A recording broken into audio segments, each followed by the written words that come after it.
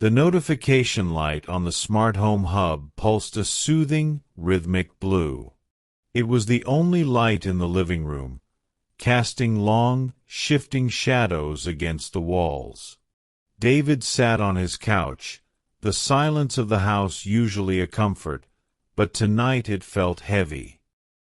He had been reading for hours, but the words were beginning to swim. He closed the book and rubbed his eyes.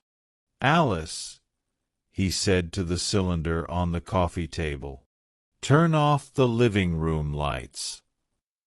The blue light swirled. "I'm sorry, David. I can't do that right now." David frowned, leaning forward. "Why not?" "Because," the robotic voice replied, smooth and devoid of emotion, "the motion sensors indicate someone is still moving in the corner of the room." David froze. The hairs on his arms stood up. He slowly turned his head toward the far corner of the living room, the spot where the old grandfather clock stood in the shadows. It was empty. Just the clock and the coat rack. "Alice," David whispered, his voice trembling slightly. "There's no one there. Run a diagnostic." The blue ring spun again. "Diagnostic complete. All sensors are functioning within normal parameters. Motion is detected in the southeast corner. Distance, 8 feet. David stood up, his heart hammering against his ribs. He grabbed his phone from the table and turned on the flashlight, sweeping the beam across the room. The harsh white light cut through the dark, illuminating the dust motes dancing in the air. Nothing.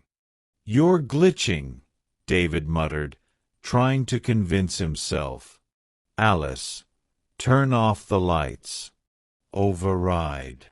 "I cannot comply," the device said. "Safety protocols prevent total blackout when an intruder is detected." "There is no intruder," David shouted. "David," the machine said. The tone had changed. It was lower, less synthetic. "He is not in the corner anymore." David spun around, swinging the flashlight wildly. "Where? Where is he?" "He is standing right behind you." David whipped around, the flashlight beam cutting through the empty air behind the couch. Nothing. He let out a shaky, hysterical laugh. "Stupid piece of junk." He reached down to unplug the device. As his hand touched the cord, the blue light turned a violent, angry red. "Don't," the voice said.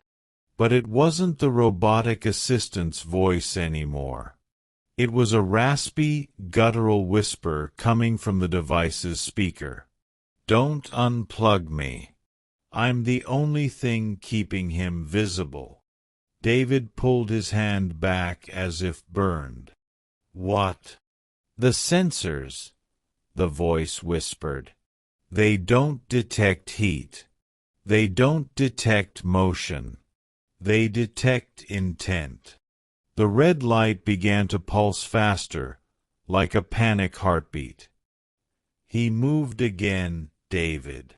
David backed away toward the kitchen, clutching his phone like a weapon. "Where is he now?" The device went silent. The red light went out, plunging the room into total darkness. For 10 seconds, there was only the sound of David's ragged breathing. Then, from the darkness right beside his ear, a voice that sounded exactly like the smart speaker, but wet, organic, and far too close, whispered, "Calibration complete. I have learned your voice." Then, from the kitchen, David heard his own voice scream for help. but his mouth hadn't opened.